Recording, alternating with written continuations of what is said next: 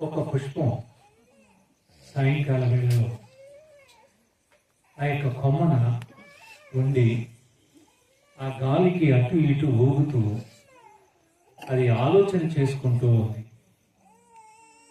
ఏమిటి ఆలోచన అంటే, నేను పుష్పించాను, మంచి వాసన వస్తున్నాను, అయితే తప్పక నేను కోయబడతాను, తప్పక కోయబడతాను.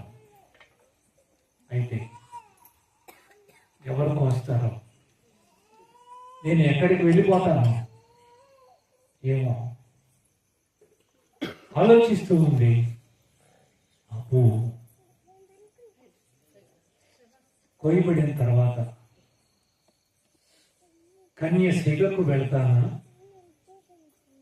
లేక కామాంధుల కామం మధ్యకి వెళ్తానా, లేక వాడబాడి కుప్ప తొట్టిలోనికి వెళ్తానా, లేక దేవుని మహిమపరచడానికి దేవుని పాద సన్నిధానమునకు వెళ్తానా? నేను ఎక్కడికి వెళ్తానో ఏమో, నా స్థితి ఎలా ఉంటుందో ఏమో.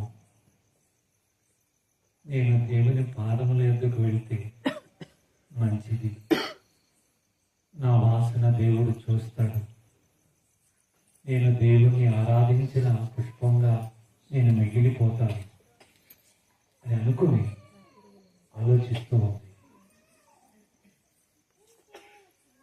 పుష్పమైన ఈ విధంగా ఆలోచిస్తుంది.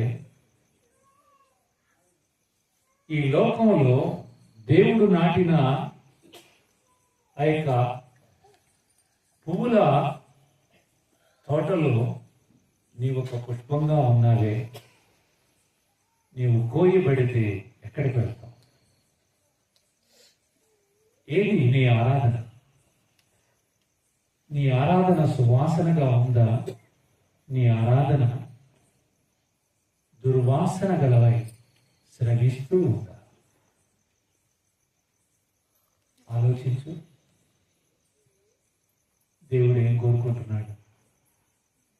నా కుమారుడా, నీ హృదయమును నాకేమో, అదే చాలు.